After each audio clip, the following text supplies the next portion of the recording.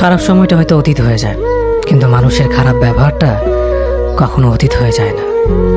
শুধু নিজে থেকে কথা বলা বন্ধ করে দেখো, দেখবে অনেক আপনজন বড় হয়ে যাবে। আসলে কেউ আপন হয় না। যারা তোমার ক্ষতি চায় তাদের আঘাত করবে না, তাদের সামনে একটু হাসি মুখে বাঁচবে। দেখবে তুমি আঘাত করলে যা কষ্ট পেত, ওরা তার থেকেও বেশি কষ্ট পাবে।